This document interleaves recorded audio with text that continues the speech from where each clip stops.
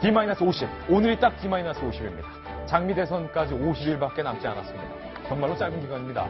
이 기간 안에 각 후보자에 대한 충실한 검증을 마쳐서 다음 대통령을 잘 뽑아야 합니다.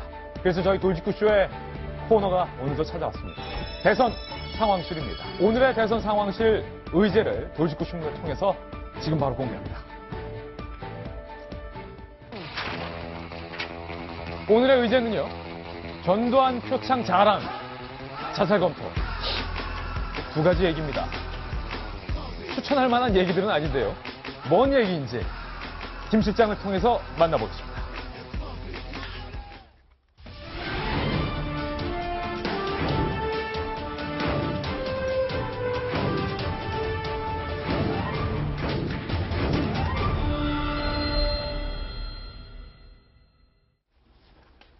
네, 전국에 계신 5천만 국민 여러분, 그리고 해외 동포 여러분 반갑습니다. 저는 대선 상황 실장 김 실장입니다.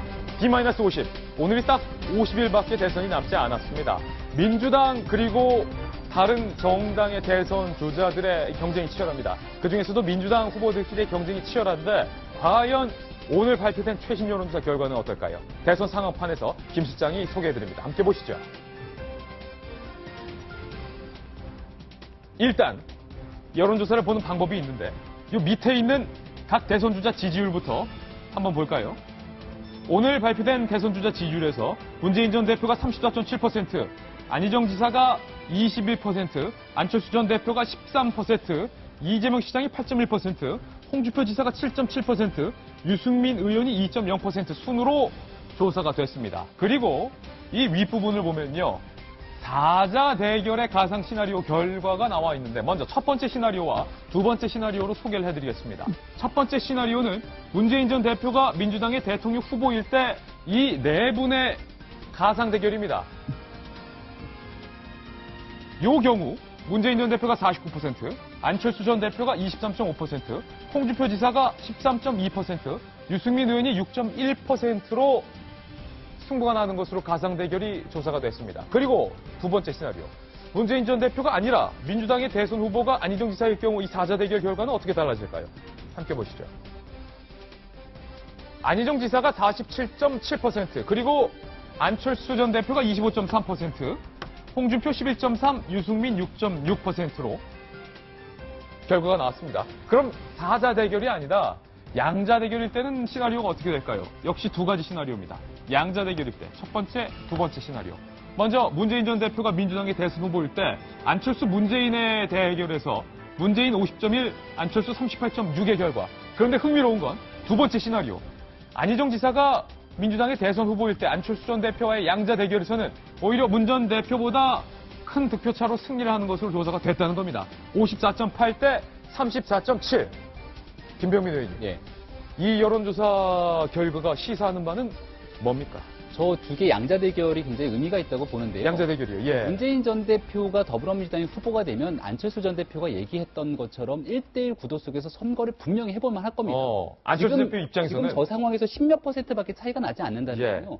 안철수 전 대표가 문재인 전 대표의 표를 담은 몇 %만 가져오게 되면 상황은 얼마든지 바뀔 수 있다라는 그러니까 해볼 만한 게임이라는 걸 상정할 수 있다는 거고요. 다만 정반대의 경우에 안희정 지사가 후보가 됐을 경우에는 차이가 현저하게 벌어지게 되죠. 그 이유는 안희정 지사가 지속적으로 얘기했던 대연정에 대한 문제들, 그러니까 과거의 적폐청산보다는 미래를 향해서 같이 손잡고 나아가겠다고 하는 문제들 때문이라고 볼 수 있는데 문재인 전 대표가 되게 됐을 경우에 안철수 전 대표의 격차가 줄어드는 이유는 그만큼 문재인 전 대표에 대한 비토 여론들이 높다는 거거든요. 그러니까 말 그대로 문재인 전 대표를 제외한 나머지 사람들이 다 같이 연합할 수 있는 반문 전선에 대한 형성 여건이 여전히 남아있다라고 보여지고요. 따라서 더불어민주당의 후보가 누가 되는가가 사실은 이번 대통령 선거판의 열쇠를 쥐고 있는 가장 중요한 포인트라고 볼 수 있는 것 같습니다. 이게 상당히 흥미로운데 윤태곤 실장님, 지금 4자 대결과 양자 대결 두 가지 시나리오로 나눠보면요.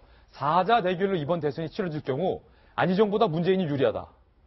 이렇게 나왔는데 만약에 안철수 전 대표가 예언한 대로 양자 대결로 이번 대선이 치러질 경우는 문재인보다 안희정이 유리하다. 4자 대결과 양자 대결 결과가 달라요?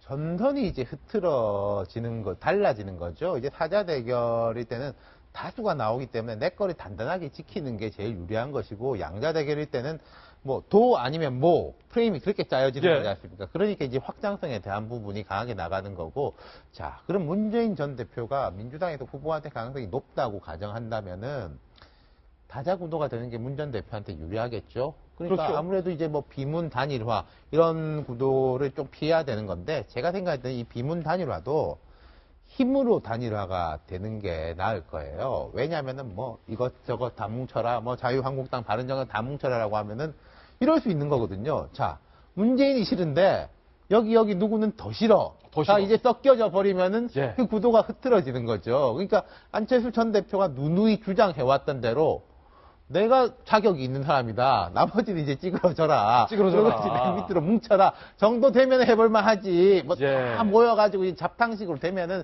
이제 된다고 해도 파괴력이 떨어진다는 거죠. 예. 양자구도에서 뭐 안철수 후보가 반사익을 누릴 거는 맞습니다만, 맞고 또 안철수 전 대표 같은 경우는 이렇게 말하죠. 보수 후보는 최순실 게이트에 책임을 지고 후보를 내지 마라.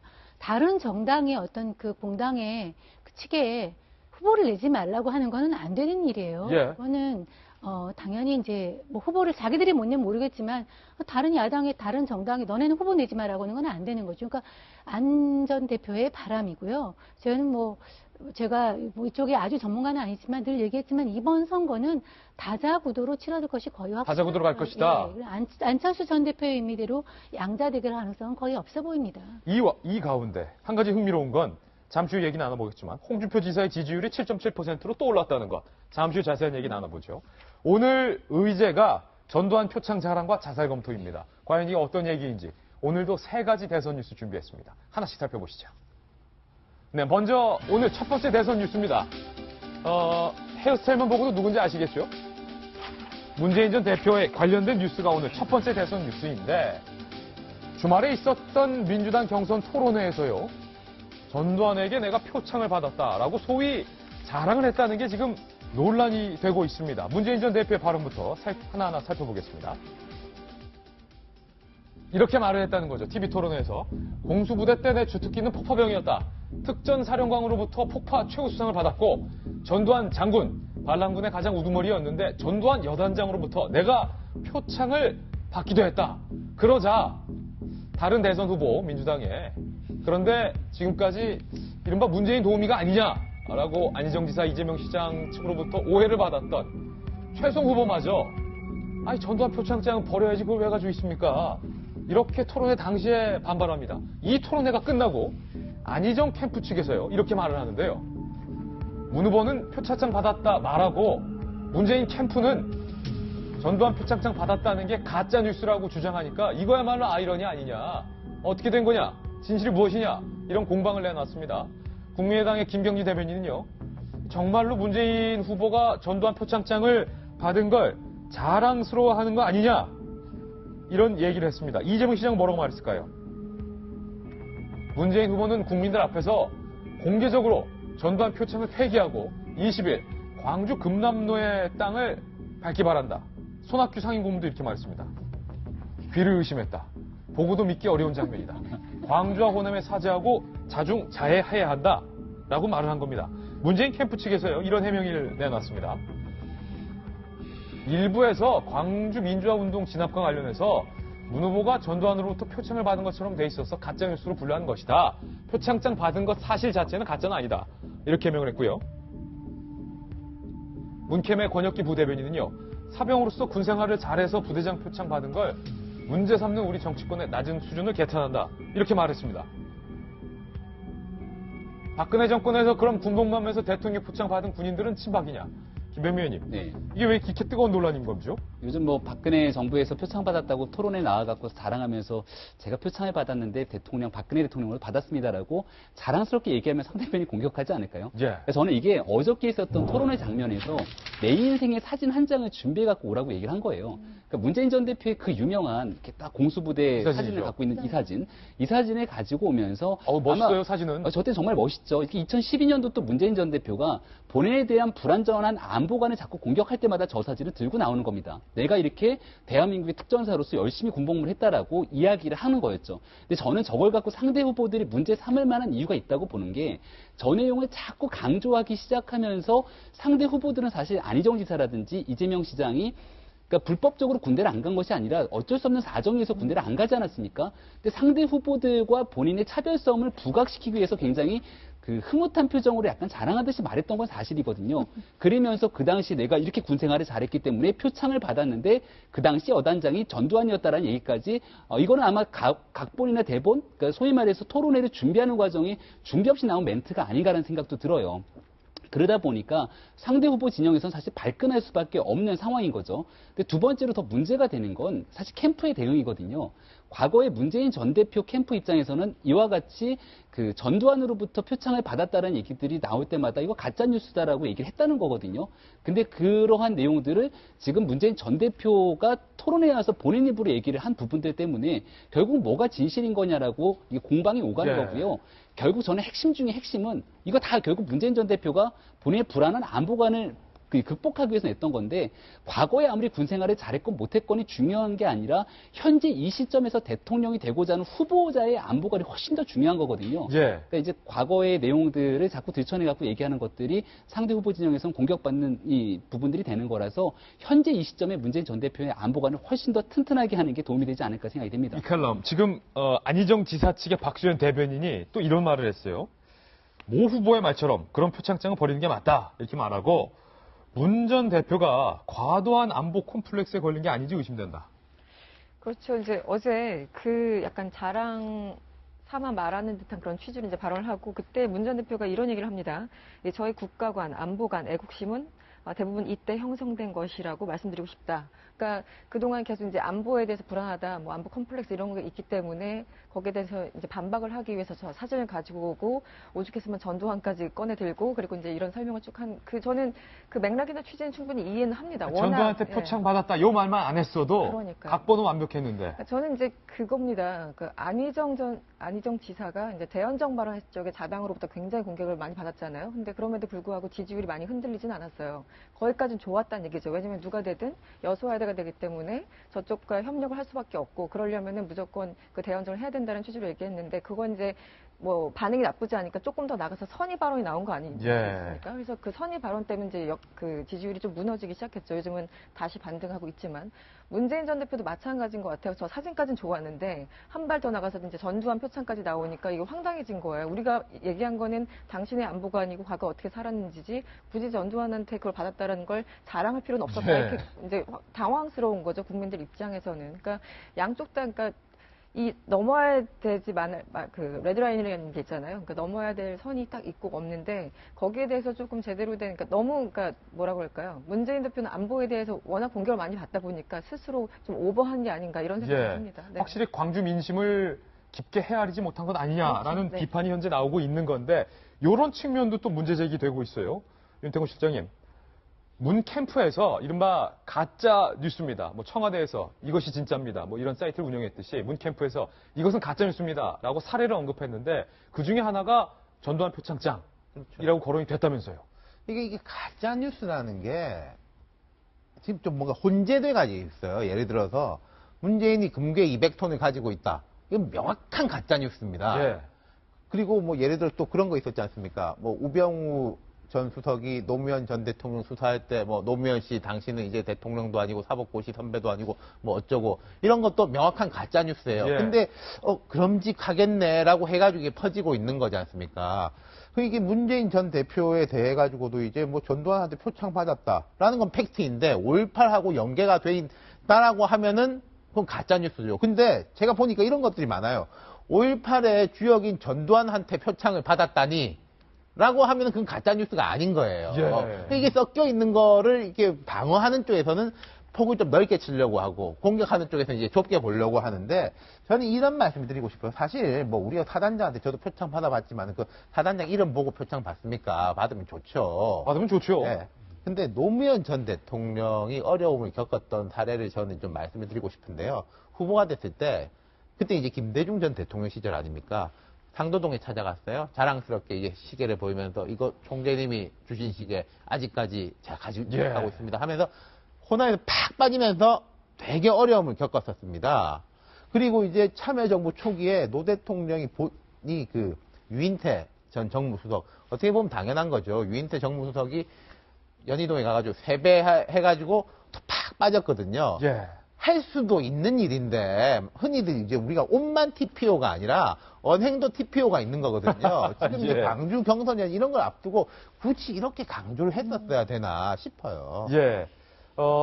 전두환 표창장 논란이 일파만파입니다. 가짜뉴스로 분류를 했다는 운동 안 했다는 운동 얘기가 많은데 과연 이 언행 때문에 이른바 호남 민심, 광주 민심에 영향력이 있을지 금주에 발표될 여론조사 결과도 한번 좀 주목을 해봐야 될 것 같습니다. 이번에 두 번째 대선 뉴스로 이동하겠습니다. 민주의 경선 지지율이 이게 심상치 않습니다. 함께 보시죠. 민주 경선 결과에 따라서 대선 판도가 흔들흔들 한다는 건데요. 민주당의 2, 3등 표는 과연 어디로 갈 것인가? 오늘 조금 전에 소개해드렸던 중앙일보 여론조사 말고도 오늘 한겨레 신문에서도 여론조사 결과가 발표됐습니다. 저희가 한번 출력을 해봤는데 함께 보시죠.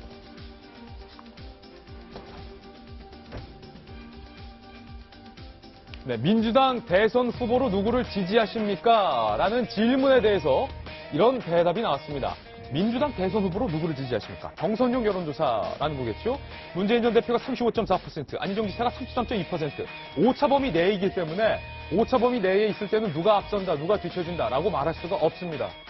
오차범위 내에서 두 후보가 박빙을 벌이고 있다는 겁니다. 이재명 시장 10.8, 최성 후보는 0.1, 없음 모름 무응답이 20.5%입니다. 그런데 조금 전에 봤던 중앙일보 여론조사와는 다르게 대선 5자 가상 대결 시 지지도도 흥미롭는데요. 문재인 전 대표가 39.1, 안희정 지사가 38%, 역시 1.1%포인트. 오차 범위 내에서도 아주 높기 때문에 이거 어떻게 될지 모른다는 거예요. 민주당 경선이 정말로. 문재인 대선으로는 아니라는 거예요. 그리고 그 옆으로 가보면요. 문재인, 안희정, 이재명 리더십에 대한 인식인데 빨간색이 신뢰한다라는 응답입니다. 파란색은 불안하다는 겁니다. 한겨레 신문의 여론조사 결과 문재인 전 대표의 리더십에 대해서 불안하다라는 응답이 52.9%로 과반이 넘었습니다. 아까 보셨죠? 민주당 대선 후보 누구를 지지하십니까? 라고 이른바 민주당 지지층이라고 볼 수 있는 사람들을 상대로 한 여론조사 결과. 물론 이 여론조사에 참여한 사람의 전부가 민주당 지지층은 아닐 겁니다. 상당수 섞여 있겠지만 이 여론조사를 응답한 사람이 똑같이 여기도 응답한 건데 문재인 전 대표의 리더십에 대해서는 불안하다가 52.9, 반면에 안희정 지사의 리더십에서 신뢰한다가 53.6%로 나왔다는 겁니다. 이 칼럼. 요 여론조사 결과가 상당히 흥미롭네요.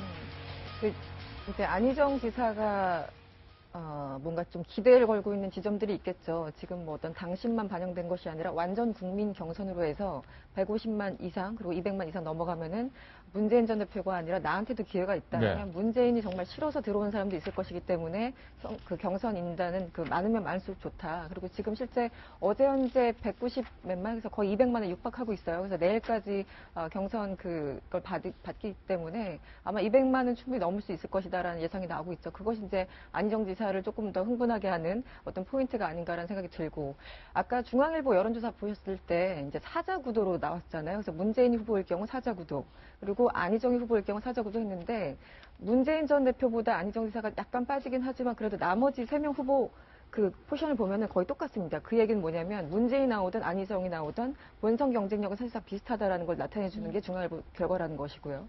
제가 이 자리에서 몇 번 말씀드렸는데 저는 이제 비호감도를 많이 보거든요. 그러니까 호감은 정말 좋다는 거지만 비호감도라는 건 사실은 이 사람만 아니면 좋다라는 게 굉장히 중요하잖아요. 근데 이번에 다시 확인된 게 이제 뭐 리더십에 대한 인식이 이제 호감도 비호감도 약간 좀 어감은 다르긴 하지만 신뢰한다라는 게 이제 문재인 전 대표 같은 경우는 40%인데 안희정 지사 같은 50%가 훨씬 넘었잖아요. 53%이기 때문에 저런 걸 본다면, 저런 요소를 본다면 안희정 지사가 난 확실하게 본선 경쟁력이 있다라고 이제 자신할 수 있는 부분 같아요. 근데 그럼에도 불구하고 전 여전히 문재인 전 대표가 어떤 면에서든 유리한 부분이긴 하지만 하여튼 안 지사가 보는 부분은 그런 부분이 아닐까라는 생각이 듭니다. 네. 지금 송가훈 변호사님, 이 리더십에 대한 게 상당히 중요하다. 네. 박근혜 국면을 보면서 우리가 이런 걸 느끼지 않았습니까? 그렇죠. 네.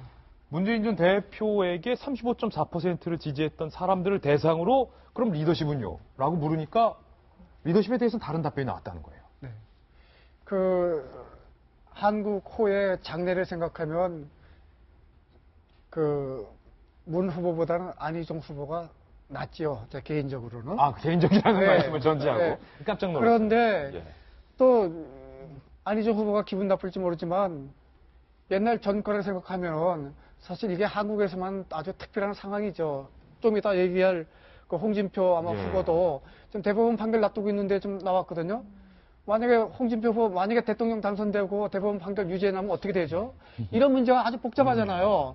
그렇게 보면 워낙 우리 정치 구조가 공과 사를 구별하지 못하는 그런 문화가 만연해 있기 때문에 참 좋은 제목이지만 제 안목으로는 안희정 후보의 전과는 저는 그렇게 참 후한 점수를 줄 수가 없는 게 아쉬운 대목이에요, 사실은요. 예. 그 점에서는 리더십이 일정한 부분 꽤 한계가 있겠지요. 예. 한 가지 더 흥미로운 여론조사가 오늘 보도되고 있는데, 이번 경우는요, 문재인이 탈락할 때 펼쳐질 수 있는 경우, 반대로 안희정이 탈락할 때 펼쳐질 수 있는 변수, 이 두 가지 시나리오에 대한 여론조사 결과입니다. 함께 보시죠. 민주당 경선 후의 상황은 아마 이번이 처음일 것 같습니다. 2, 3위 후보 지지자 어디로 갈까? 그러니까 탈락했을 때 그 표가 어디로 나눠질까? 그런 겁니다. 먼저 첫 번째 시나리오. 문재인 전 대표가 민주당 경선에서 탈락할 때 문재인을 지지했던 사람들 중에 35.5%는 안희정에게로 간다. 안희정 지사에게로 간다. 그리고 문재인 전 대표가 탈락했을 때 20.3%는 이재명, 안철수 전 대표에게는 15.8%가 간다. 이런 결과가 나왔습니다. 그렇다면 두 번째, 안희정 지사가 민주당 경선에서 탈락했을 때는 어떻게 될까? 안 지사를 지지했던 지지층의 24.3%가 안철수 전 대표에게로 간다. 참 흥미롭죠? 이게 본선과도 연관이 될 수 있기 때문에 이 질문이 중요한 건데, 안희정 지사가 경선에서 떨어졌을 때 같은 당이 문재인 전 대표에게로 가는 게 아니라 23.3%는 안철수에게 간다. 24.1은 문재인에게 간다. 그리고 급기야 홍준표에게로 갑니다. 6.8%. 홍 지사에게로 가고, 유승민 의원에게로 가고. 이게 문재인 전 대표가 떨어졌을 때 안 갔던 사람들한테 마구잡이로 좀 간다는 거예요, 김병민 의원님. 네. 이게 무슨 뜻이에요? 그러니까 안철수 전 대표나 중도보수 진영에서는 사실상 문재인 전 대표가 되는, 그러니까 그 더불어민주당 후보로 당선이 되는 게 훨씬 유리한 거죠. 안철수 전 대표는 문재인 전 대표를 응원하고 있다. 그렇죠. 왜냐하면 여기 보는 것처럼 문재인 전 대표가 만약에 떨어지게 되면 그 표가 어디로 갑니까?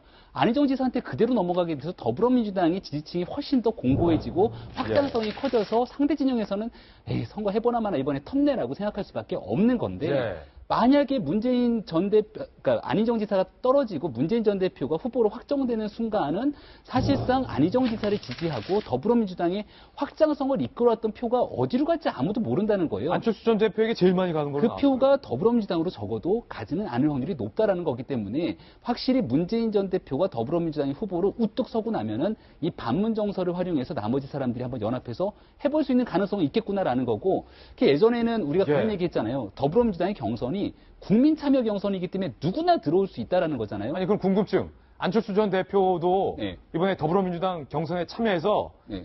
한 표 찍어주면 1번 문재인 이거 누릅니까? 안철수 전 대표. 이게 궁금한 대목인 거예요. 과거에 누를 수 있잖아요, 법적으로. 누구나 누를 수 있는 거고, 예. 저도 할 수 있는 거고, 과거와 같은 경우에는 야 이거 문재인 전 대표가 조금 되면은 국가가 불안정할 수 있으니 중도 보수가 힘을 모아서 예. 국민참여경선에서 안희정을 밀어주자라는 분위기가 있었던 게 아닌가 싶은데 지금 또 생각해 보니까 차라리 문재인 전 대표를 시켜놓고서는 상대 진영이 모으면 오히려 대선에서 이길 수도 있겠구나라는 생각에 예. 국민참여 경선에서 역선택을 또 할 수도 있다는 겁니다. 영역 선택. 그러니까 선택이 굉장히 복잡해져서 진짜 모르겠어요. 안철수 전 대표가 근데 그 민주당 그 경선 등록할 때 본인의 성함을 말씀하세요. 안철수. 이거 좀 민망하지 않을까요? 써놓게 돼 있습니다. 예? 써놓게 돼 있습니다. 써놓게 돼 있군요. 상당히 민망할 것 같은데. 안철수 전 대표가 이렇게 말했습니다. 들어보시죠. 5년 전 저를 불러낸 분들은 정치를 배우라고 불러낸 것이 아닙니다. 정치를 바꾸라고 불러내셨습니다. 시작했을 때의 마음으로, 시작했을 때의 모습으로 더 큰 간절함과 강철 같은 의지를 담아 정치를 바꾸겠습니다. 공정, 자유, 책임, 평화, 미래의 가치를 수호하는 대통령 되겠습니다. 대신할 수 없는 미래, 저 안철수가 앞장서겠습니다. 반드시 당선되겠습니다. 안철수 전 대표가 예전과 좀 모습이 많이 바뀌었어요. 자신감이 생긴 건데 윤태호 시장님 그래도 엑스 싱크탱크로서 과거 안철수 전 대표의 싱크탱크로서 민주당 경선에 참여하시는 건 어떠냐? 아이고 그러면은 국민 참여 경선에 그게 예. 잘못해가지고 민주당 지지자들이 국민의당 경선에 참여하면 어떡합니까? 예. 똑같죠. 그게 더 위험할걸요. 아마 안 한다? 서로 이렇게 하기로 한다면은. 그럼 문재인 전 대표가 뭐 전화 걸어서 손학규 이렇게 찍는다. 그럴 수도 있는 거죠. 예. 사실 이제 민주당에서 누가 되든지 간에 유리해요. 그런데 비민주당에서 볼 때는 그래도 문재인 전 대표가 후보가 되면은 하나의 좀 가능성을 볼 수 있다. 뭐 이런 정도 아니겠습니까? 한마음으로 지금 문재인 전 대표 응원하고 있다. 제가 이제 페이스북에서 예. 재밌는 이야기를 봤어요. 어떤 거요? 민주당 경선은 양궁하고 비슷하다. 양궁. 여기서 1등 되면 금메달이 거의 확실하다. 국가대표가 되면 국민의당은 야구. 대진표가 잘 짜여지면 우리도 한번 뭐 해볼 수 있어. 후바가 떨어지면 뭐 그런 미국이 식으로 올라가고 이제 뭐 하여튼 그럼 예. 우리가 올라간다. 예. 그다음에 이제 그 자유한국당은 축구. 보기에는 재밌는데 가능성은 별로 없다. 바른정당은 육상.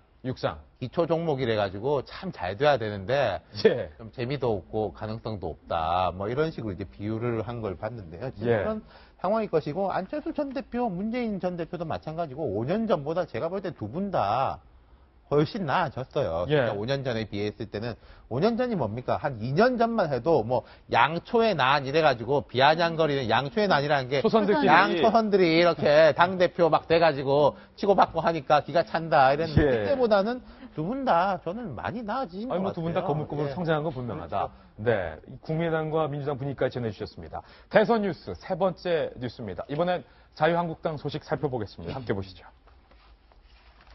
야, 대선 참 흥미롭게 흘러가고 있다는 생각 여러 번 듭니다. 김 시장이 준비한 세 번째 대선 뉴스는 헤어스타일 보고 아시겠죠? 홍준표 지사입니다. 자유한국당에서 과연 1차 컷오프가 있었는데 그때의 순위는 어떻게 될까? 비공개라고 했지만 문득 궁금합니다. 취재된 내용도 오늘 있는데 홍준표 지사가 위험한 독주를 하고 있다는 겁니다. 홍 지사의 발언 들어보시죠. 만약 0.1%도 그럴 가능성이 없지만 없는 사실을 갖고 또다시 뒤집어 씌우면 내 노무현 대통령처럼 자살을 검토하고 됐습니까? 저는 돈을 받지 않았기 때문에 그런 극단적인 선택을 안 해도 된다는 그런 뜻입니다. 과격한 발언이었지만 해명을 했어요. 나는 돈을 안 받았기 때문에 무죄라는 것을 말하기 위한 차원이었다라고 해명을 했지만 과격해도 너무 과격해요. 자살을 정말로 하는 사람들은 검토하지 않죠. 그냥 결행을 하는 거죠. 예. 그러니까 본인이 이제 무죄를 강변하는 그 얘기인데요. 사실 저렇게 강변하지만 뭐 객관적인 사실은 아직 나오지 않았고요. 또 저도 저 말을 믿는 편이 아닙니다. 여러 가지 증거로 볼 때 아직도 다툼의 여지가 많기 때문에 예. 아까 상상을 해봤어요. 혹시나 홍준표 지사가 대통령이 되고 대법원에서 유죄 판결이 되면은 탄핵이 돼야 되는 거야. 이거는 이제 일시 정지가 되는 거야. 또 다른 우리가 혼란 상황이 지금까지 있겠지만. 이거 했던 거 또 하는 겁니까 그러면? 예. 그런 생각이 들어서 그 리스크는 본인이 안고 가야 된다는 생각이 들고요. 어저께 이제 1차 후보 경선에서 자유한국당에서 뭐 예상한 대로 홍준표 지사가 뭐 압도적인 1위를 하면서 무난하게 됐고 또 이제 2차 토론이 나면서 이제 4명으로 좁혀지는 후보가 좁혀지는데 거기서도 좀 무난하게 될 것 같습니다. 그렇지만 자유한국당에서 홍준표 지사가 무난하게 후보가 되면은 정말 대선에서 무난하게 집니다. 아, 그렇습니까? 그렇기 때문에 뭐 옛날에 황교안 권한대행과 비슷한데요. 본인 자신의 경쟁력이 아니라 가치가 아니라 지금 내부에서 좌충을 우돌 하면서 어떤 본인의 캐릭터, 뭐 센스트롱맨 이런 식으로 싸움을 하겠다는 거는 참 안 되는 게임을 하는 것 같고요. 그리고 내부 내에서도 지금 후보들의 지금 김진태 의원하고 지금 막말 경쟁하고 있지 않습니까? 그러니까 지금은 약간 물러서 있는 상황이지만 이거 자체가 자유한국당 지지도나 어떤 사람들의 어떤 관심에는 전혀 도움이 안 될 거라고 그건 안타깝습니다. 김지태 의원이 홍준표 지사를 향해서 개장수다 뭐 이렇게 발언을 했는데 오늘 조선일보 기사 제목이요. 뱀장수입니까? 뱀을 팔았군요. 1라운드에서 자유한국당 1라운드에서 홍 지사 혼자 46%를 받았다. 라고 보도를 했어요. 비공개로 했기 때문에 이게 사실인지 여부는 좀 확인을 해봐야 되는데 뭐 압도적으로 홍 지사가 앞서가고 있는 것만큼은 분명히 보여요. 그러니까 그게 우리 한국 정치의 아주 후진적인 면을 좀 나타내는 거 아닐까요? 이게 유럽이나 미국서 가능한 일일까요? 아까 우리가 언급했듯이 지금 대법원 판결 남아 있단 말이에요. 예. 그다음에 저는 심정죄로 보면 유죄예요, 사실은. 굉장히 그 혐의가 구체적이거든요. 그러나 어찌됐든 간에 고등법원 무죄 판결이 났지만 대법원의 판결이 남았는데 만약에 어찌어찌해서 홍준표 후보가 대통령이 됐다고 하면 이건 대한민국의 리스크가 한 10,000배, 100,000배 커지는 거예요. 왜냐면 정확한 수치입니까? 아니 왜냐면 네. 박근혜 대통령 케이스하고 좀 달라요. 대통령은 재임 중에 범죄가 있냐 없냐 그거잖아요. 근데 이거는 본인이 취임하기 전에 범죄이기 때문에 대법원이 원칙대로 하면 취임하고 한 달 뒤에 판결 선고하고 만약에 유죄는 어떻게 해요? 다시 대통령 선거해야 된다고요. 그러니까 그렇게 그럴 일이 없겠지만 그렇게 보면은 참 이렇게 문제가 진행 중인 사법 절차가 진행 중인 후보가 나와서 독주하고 1등이 된다는 이 체제 자체가 한국이 확실히 정치적인 펀더멘탈이 얼마나 취약하고 나약하고 후진적이고 앞으로 우리 갈 길이 많다는 거를 나는 상징적으로 보여준다고 생각하죠. 예. 자유한국당 내부에서 이 경선 여론조사 결과도 오늘 나와 있습니다. 후보들 간에 과연 누가 얼마나 많은 지지율을 받고 있는지 함께 보시죠. 자유한국당 내부의 주자들을 상대로 한 대상으로 한 질문입니다. 중앙일보에서 오늘 여론조사 결과를 발표한 건데 일단은 압도적인 53.4%의 지지율을 받고 있는 후보는 없음입니다. 없어요. 다만 홍준표 지사가 17.8%로 1위, 이인재 4.3, 안상수 3.6, 그리고 김진태 의원이 3.6%, 뭐 이런 순입니다. 김병민 의원님. 네. 뭐 다른 후보들보다 그래도 홍 지사가 17.8%, 20% 가까운 지지율로 쭉쭉쭉 오르고 있네요. 이게 이제 일반 국민들을 대상으로 한 여론조사잖아요. 근데 우리가 눈여겨봐야 될 걸 최종적으로 후보 선택을 어떻게 하냐면 체육관에 모여서 경선하게 되는데 50%가 책임당원, 돈 내는 당원들이 모여서 현장 투표를 하는 겁니다. 예. 말 그대로 얼만큼 조직력을 갖고 동원하느냐에 대한 승부가 걸려있는 거고 이 50% 나머지가 여론조사기 때문에 그 정도가 이 정도에서 반영될 수 있는 거예요. 그러니까 이미 홍준표 지사가 어느 정도 우위를 점하고 있는 건 사실인데 중앙정치에서 너무 오랫동안 쉬었거든요. 경남으로 내려가 있으면서 지금 현재 자유한국당의 핵심 지지 세력들은 거의 다 친박계 정치인들이 장악하고 있다고 봐도 저는 과언이 아니라고 생각하는데 그 분들이 김진태 의원을 얼마나 조직적으로 밀 것인가 여부에 따라서 결과는 김진태 의원이 생각보다 홍준표 지사 못지않게 약진할 수 있는 확률이 굉장히 높습니다. 예. 혹시나 김진태 의원이 자유한국당의 후보가 될 수 있는 확률도 있어요. 예. 이 변수라고 해야 됩니까, 그러면? 이번 선거에?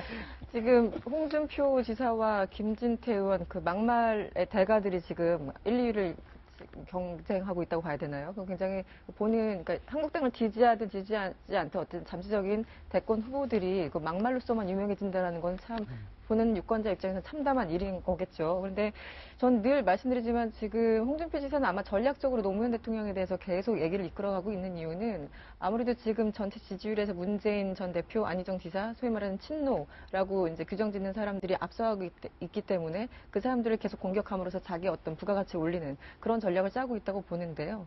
전 저번에도 말씀드렸지만 전 이제 홍준표 지사에 대해서 말씀드리고 싶은 게 박근혜 대통령의 대리인단의 그 워딩이 박근혜 대통령에게 전혀 도움이 안 됐듯이 홍준표 지사의 저런 막말이 단기간에 어떤 반등할 수 있는 그 기회를 노릴 수는 있겠으나 스스로 봤을 적에 장기적으로 봤을 때 궁극적으로 자신의 어떤 지지율을 올릴 수 있는 그런 어떤 무기는 되지 않는다. 그 얘기를 좀 다시 좀 말씀드리고 싶고요. 앞으로 이제 오늘 경선 2차 경선인가요? 그리고 이번 달에 이제 완전히 그 후보를 뽑는데 최소한 그 국민들이 수치심을 느끼지 않을 만큼의 어떤 품격을 가진 그런 후보가 됐으면 좋겠다는 말씀 드립니다. 예. 과연 자유한국당의 대통령 후보로 전국에 누가 선출될지도 이번 선거에서 지켜볼 관점일 것 같습니다. 저희는 60초 광고 후에 다시 돌아오겠습니다.